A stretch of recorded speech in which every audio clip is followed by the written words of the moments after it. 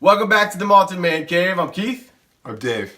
And tonight we're going to be doing our first Indian whiskey down here in the Malted Man Cave.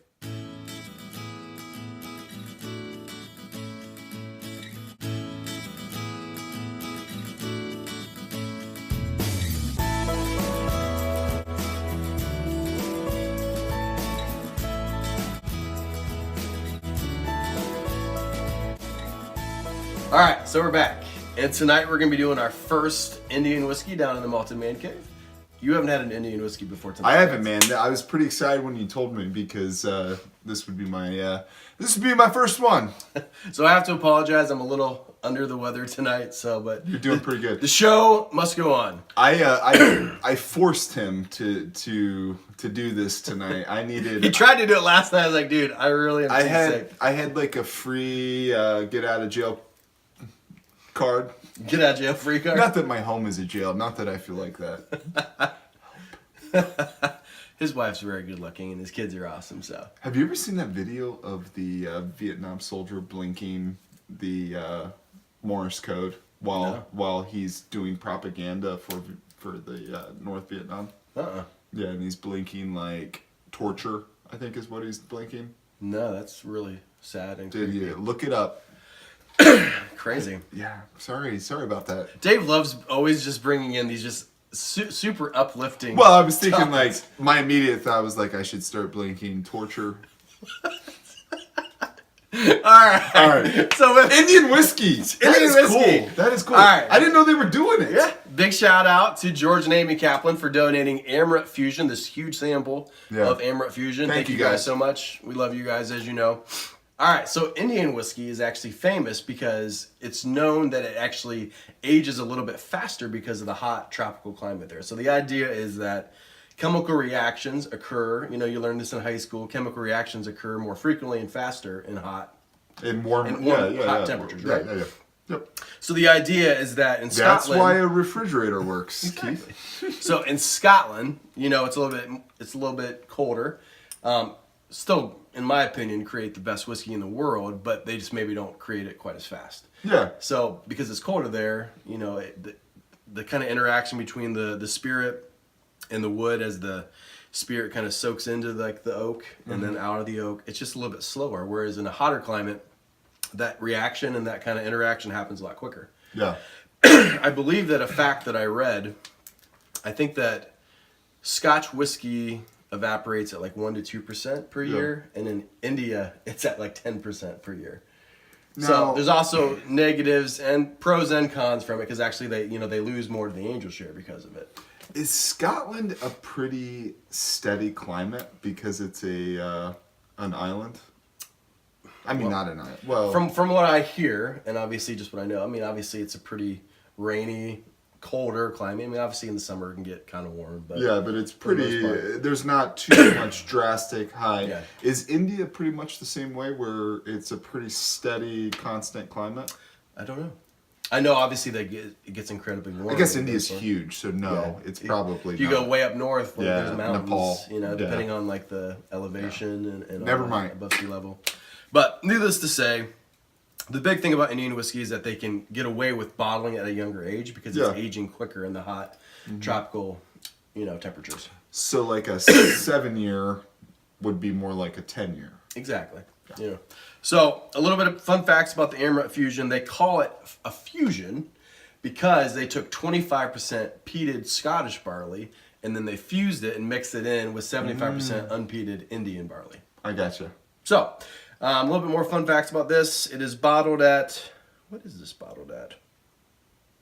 I did not do my homework well enough. I can't even see... It's such a small label. I can't see the ABV. We will put that right there. So, it is also aged, from everything I read, first and second fill bourbon barrels. So, without further ado... I knew I liked it for a reason. Yeah. You and your bourbon. There you go. We don't have a whole lot. Daddy sampled a little bit more than I should before we did this review. He was thinking he was going to do a lone review on this. I was. I decided last minute to be generous. Thank you. All right. What do you get on those, buddy? Oh, man. I haven't had this in a while, and Oh yeah, man. I thought maybe you even being sick. It comes through. Yeah, really like being all stuffed up. I can still too. smell a bunch of really good flavors. Man. So the first thing, I don't know. How do you? What kind of coffee maker do you have? We use a Keurig. A Keurig. Okay. So we just switched back to the old pot of coffee. Man, pulling the wet coffee grounds out, the old coffee grounds out, reminded me of that right off the bat. Also has a sweetness to it. I just had some really good cupcakes with some really good frosting on it. Reminded me of that creamy frosting.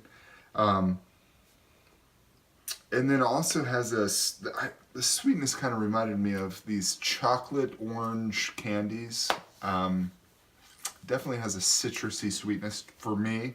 And then also reminds me of my parents have a cedar chest in their basement.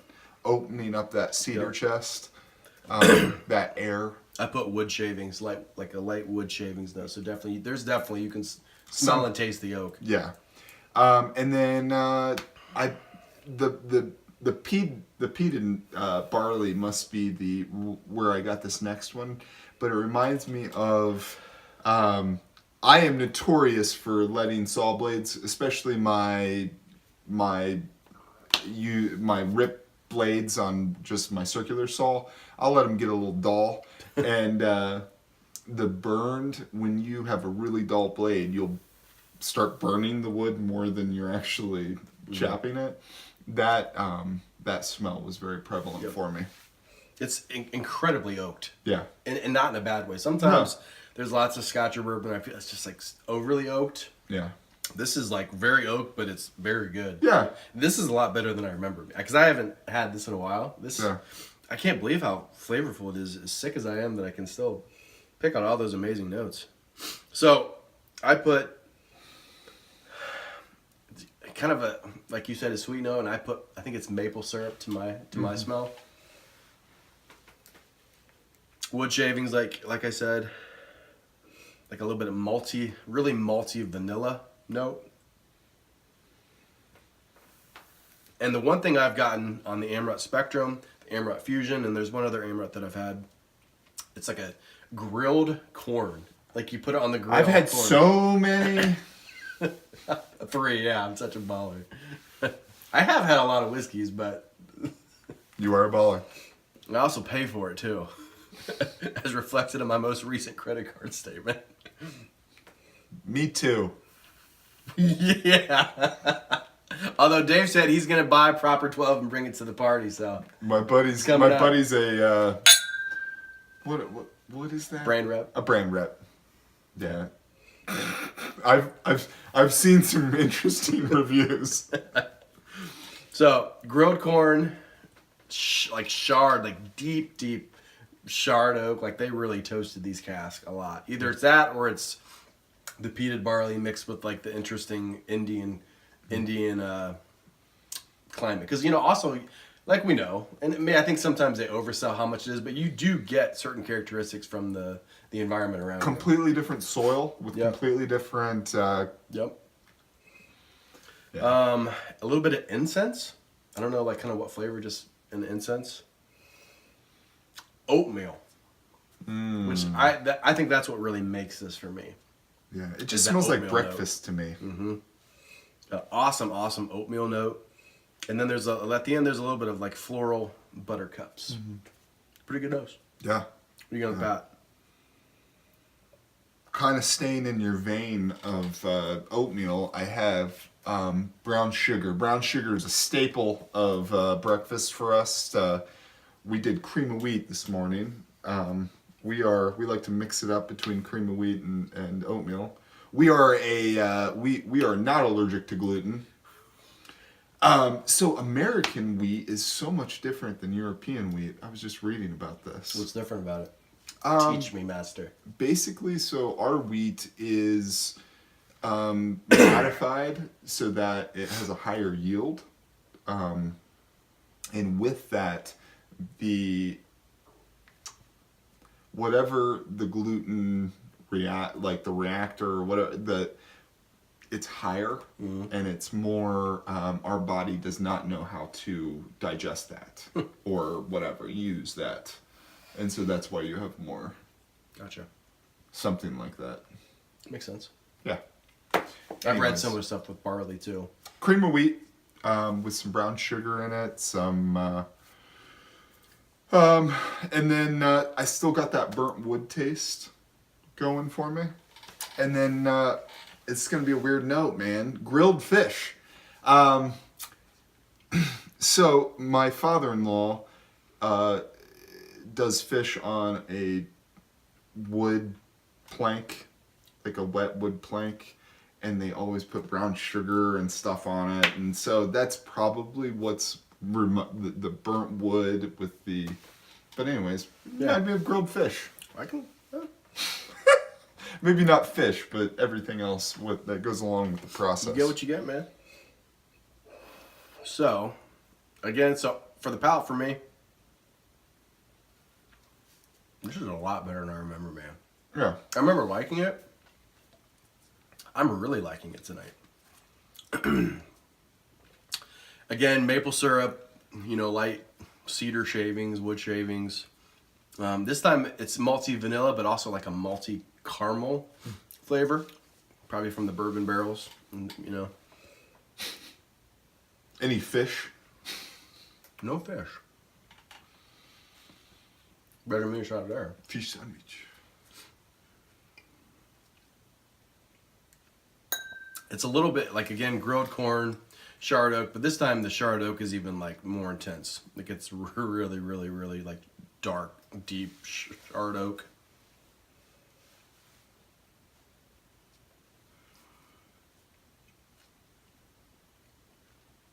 I know I said oatmeal on the nose. This time it's like oatmeal cream pies. You remember those when we were kids? When we're kids? The oatmeal. I haven't had them in years. I need to go get some. You're not That makes me want to go to the store. After this, we're driving straight to You're not adulting, right? If you have not had a cream pie, well, an oatmeal cream pie lately. So good. But yeah, it's a little bit more like the sweet, creamy on the palate as opposed to the nose. So oatmeal cream pies. Oatmeal cream pies. Country. I'm shook. You can put the boy in the city. Did I say that really? Does sound like a hick? A little bit. Oatmeal cream pie. Cream pie. From a high. Cloves and incense. Nice, really, man. really good palate. Yeah. What about the finish? Finish for me is a lot of the good stuff. It's a little quick for me. But it definitely has those same, wood, oak. Yeah. But not ever done. Like no. Sometimes it can be too oaky. It's like maybe I don't medium. know how. Yeah? I guess maybe a medium, but it fades a little bit for me. I guess what's left on my tongue, probably that oatmeal creamy. How about you?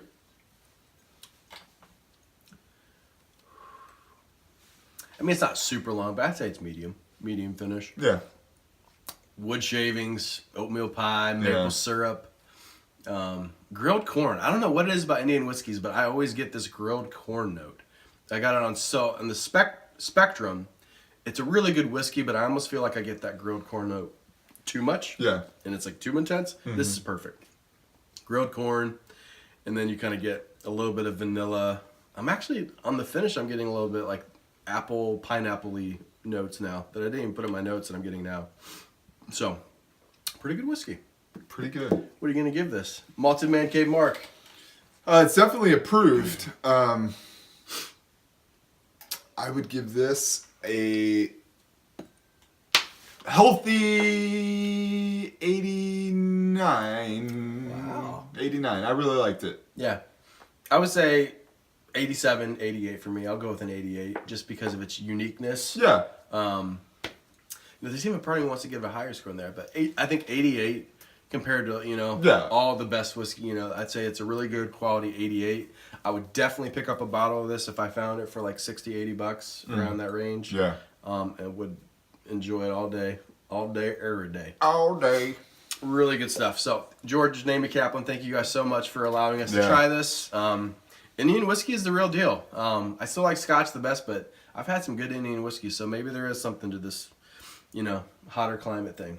So, real quick, want to give a little Patreon shout out to Dwayne Large, who a couple months ago decided to support us.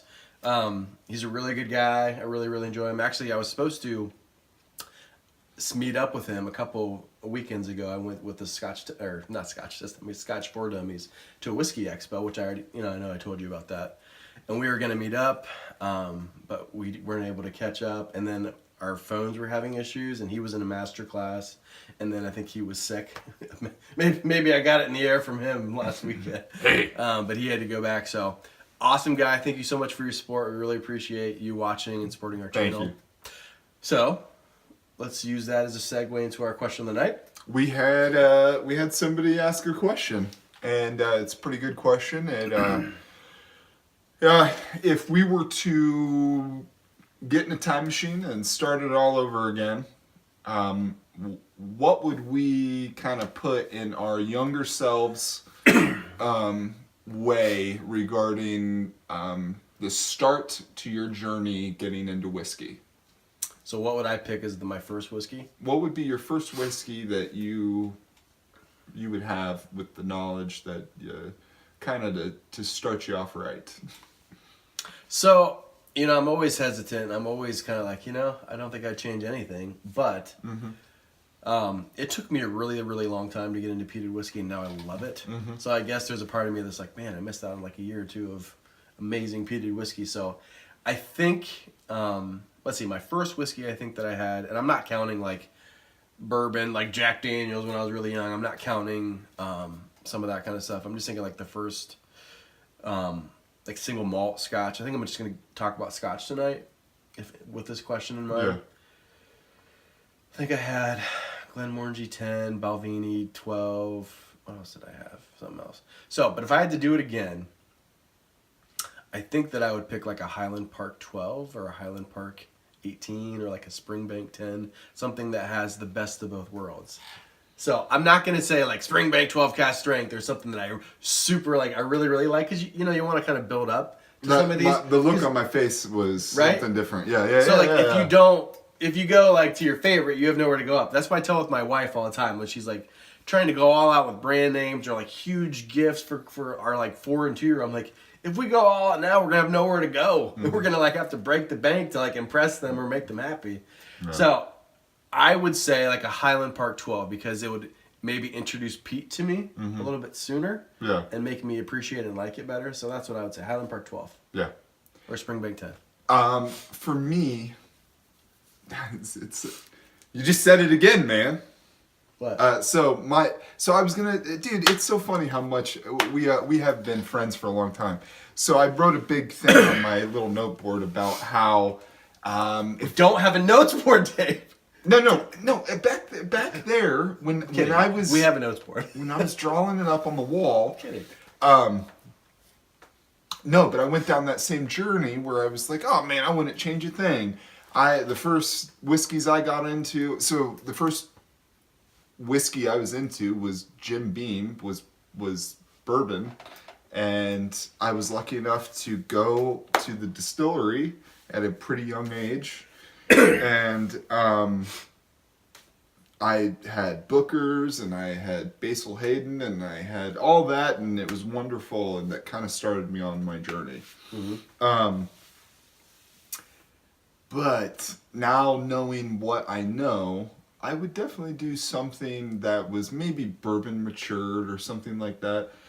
I was going to say Springbank 10. Yeah. Like, for me, that would have been a good starting point, because even though that's like one of your favorites and it might have changed how you, for me, it would have probably bridged the gap much made faster. You like Scotch a little bit more. Yeah. Peat a little bit more. Yeah, exactly. So I think starting on a good solid whiskey that absolutely.